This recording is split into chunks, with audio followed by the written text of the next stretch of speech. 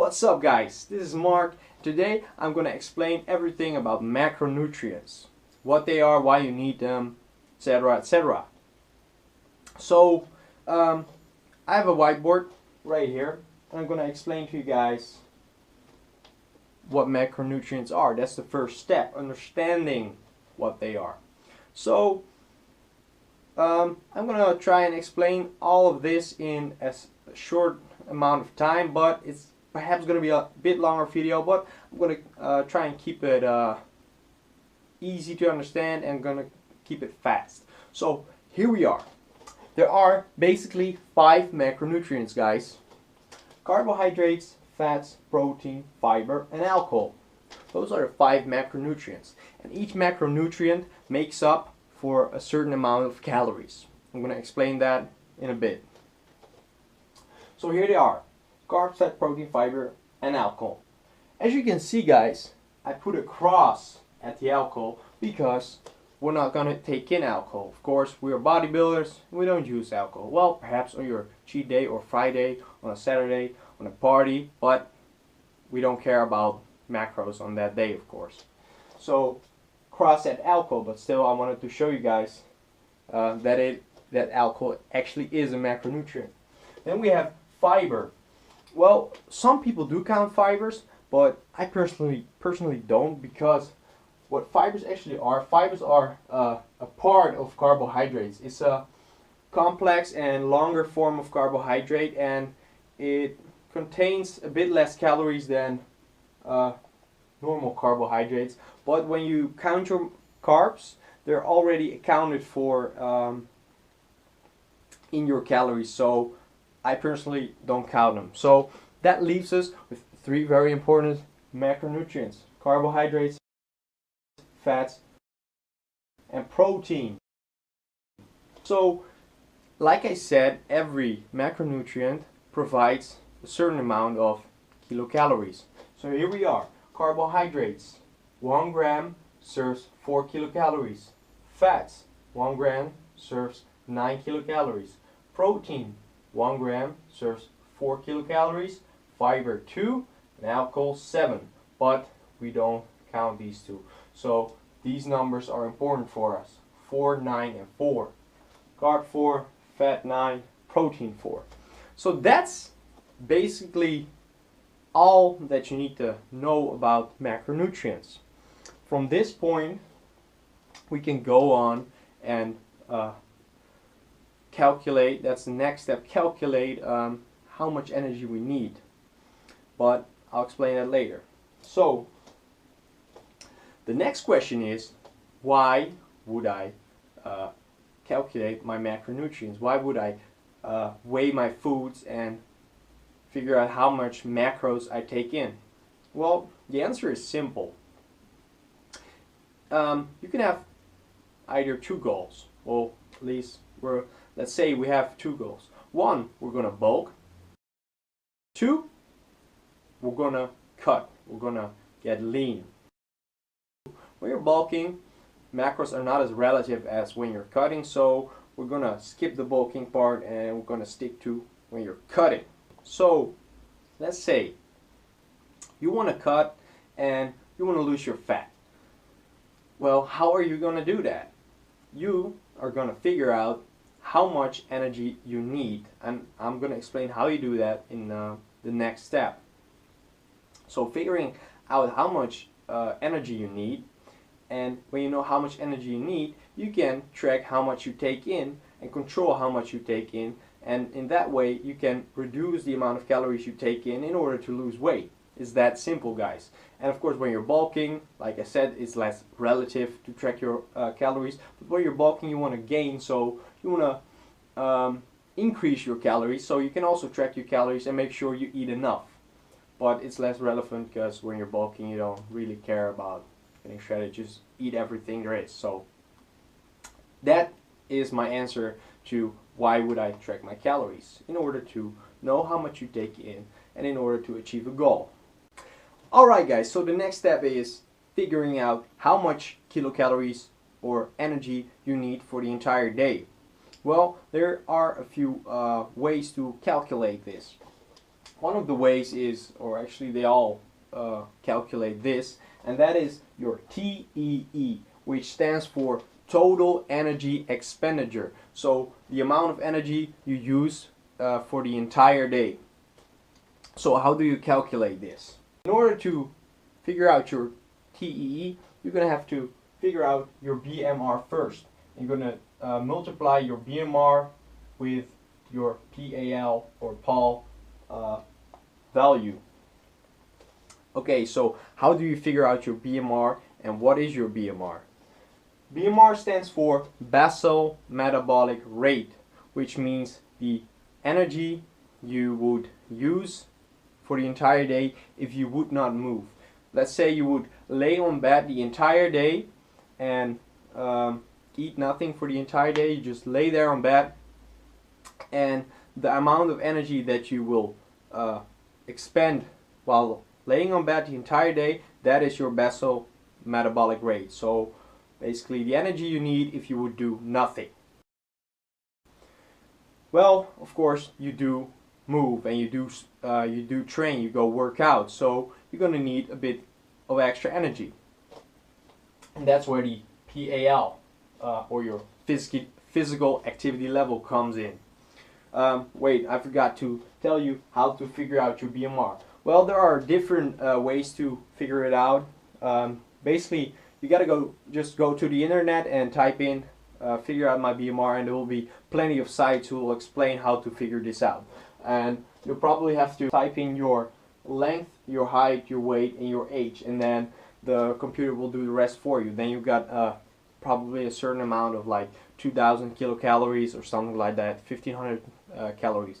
But then the next step is multiply that by your PAL level, your physical activity level.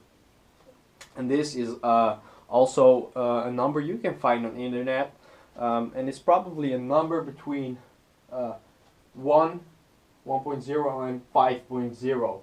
But the average, or most of you guys that work out like 5-7 times a week, will have a PAL level of 2.0 to 2.4. So that's basically it. Just check out the internet for your BMR, check out the internet for your physical activity level, multiply those, and you'll figure out your total energy expenditure.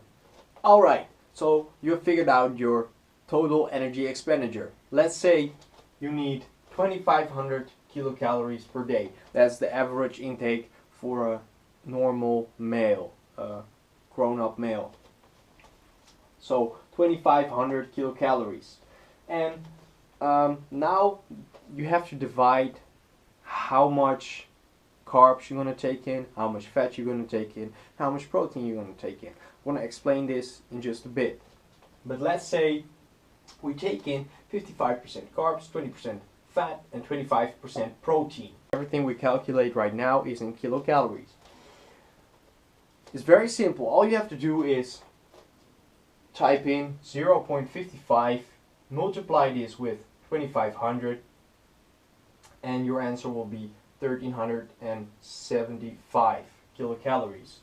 For the fat, you do the same. 0.20 times 2,500 is 500 kilocalories, and 0.25 times 2,500 is 625 kilocalories. So that is the first step. Alright, so we have reached the final step of calculating how much grams of macros you're going to need. So we figured out in the previous step that we needed 1,375 kilocalories of carbs, 500 kilocalories of fat, and 625 for protein. Now, remember in the first part, I told you guys that 1 gram of fat makes up for 9 kilocalories, 1 gram of carb makes up for 4 kilocalories, and 1 gram of protein makes up for 4 kilocalories as well. So, what do we do? Well, it's very simple. You grab your carbs, 1,375, you divide that by 4, because 1 gram of carbs makes up for 4 kilocalories. And you have 1,375 kilocalories. Now you divide that by 4 and you come out on 344 grams of carbs. You do the same for fat. 500 divided by 9 is 55 grams of fat, and 625 divided by 4 is 156 grams of protein. And that is that. Now you know how much macros you need. And basically all you have to do right now is download an app, for example MyFitnessPal, and you can track everything you eat. You weigh how much you eat, and you type it in your database, and it gives you an entire summary of what you ate, how much grams, and you can control how much you eat. It's that simple. How do you figure out how much you need in comparison to your total amount of kilocalories? Well, many health organizations around the world have estimated, or they have said that this is a standard. Let's say your TE is 2,500 kilocalories, or it doesn't even matter. But if you want to be in balance, this should be it. Your diet should contain about 55 to 70% of your kilocalories should contain of carbs, 20 to 40% of fat, and 20 to 40 is pretty is quite a big range, but it depends on how much you weigh. I mean, if you're overweight or if you have obesity, obviously you should stick to the 20%, but when you're skinny, you should go to the 40%. And then they say you should take in about 10 to 15% protein, but this is just for normal people who are not engaged in sports, because when you do sports, you're gonna have to increase your protein, of course. And I decided to put fiber here also, and for fiber they say you have to absorb 14 grams of fiber for every 1,000 calories you eat. Well, let's say you eat 2,500 calories, you would need 28 grams and a half. You would need 35 grams of fiber if you would have 2,500 kilocalories. So this is just to stay in balance, and this is the amounts that health organizations estimate as healthy. Let's say you're bulking and your TEE is, to stay in balance, is 2,500 kilocalories. Well, now you want to bulk and you want to gain mass, you want to gain muscle. I decided to write down 3 plus signs, because it doesn't matter. When you're bulking, increase your calories. You can go for 3,000, you can go for 4,000, perhaps you can even get 5,000 kilocalories per day. If you want to bulk, you want to gain mass. But when you're bulking, you can easily stick to these numbers. Perhaps you can increase your protein to 20% and your fat a bit lower if you want to do a lean bulk. But if you don't give a shit, you can stay high in fat, high in protein, whatever. Just you can use these amounts.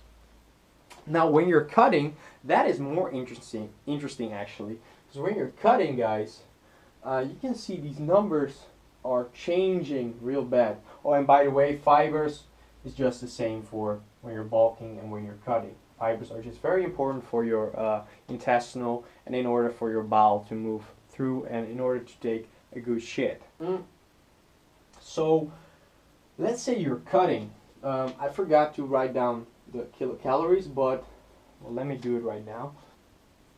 2,000 kilocalories max. Let's say to stay in balance you need 2,500 kilocalories.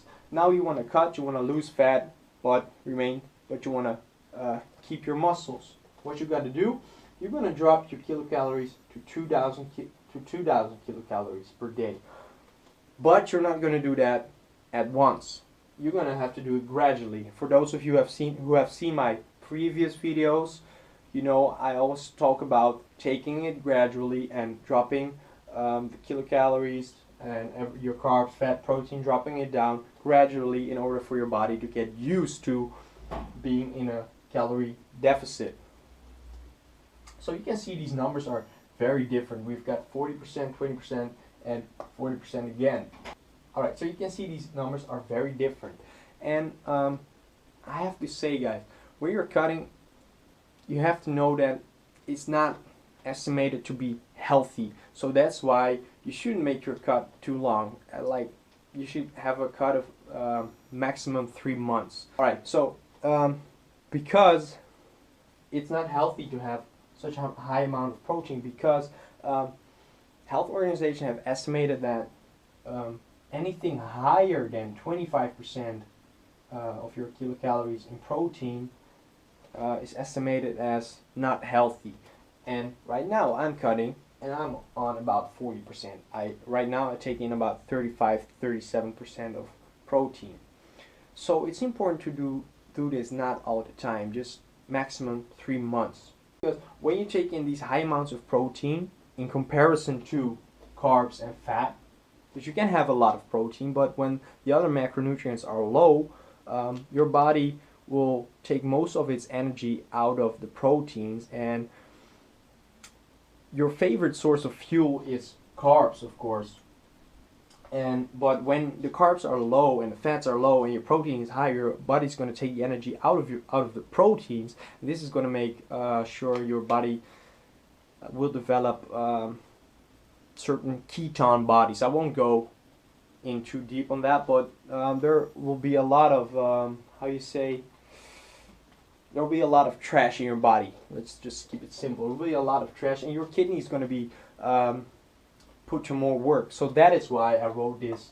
I drew this glass of water, and that's why it's so important to drink a lot of water, especially when you do sports. You sweat a lot, so you need a lot of water, and perhaps when you eat a lot of salt, but also when you eat a lot of protein. So when you're cutting, it's even more important to drink a lot to take a bit of stress off your kidneys. And that's basically it.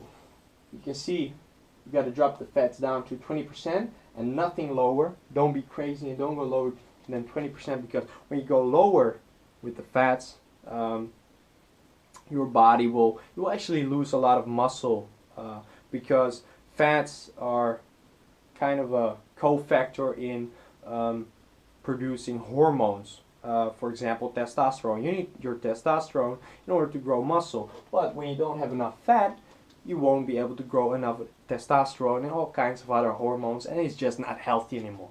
So nothing lower than 20%, guys.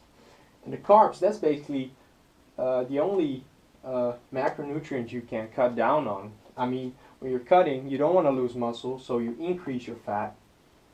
You want to lose fat, you don't want to lose muscle, so you increase your protein. You want to lose fat, so you decrease your fat, but you won't go too low, because else you're going to get fucked up and your hormones won't work anymore. So what stays left? Carbohydrates. Drop down the carbohydrates to about 40%. And that's basically it. Do that, take it gradually, it will cut down, you will get lean as fuck. But you got to be patient and you got to be strict. So that is it, guys. A lot of talking. I hope you guys enjoyed the video. I hope you guys found it useful. If you have any tips, post them down in the comments below. And guys, share this video with your friends, family, whatever. Like, subscribe, and I see you guys next time. Stay strong.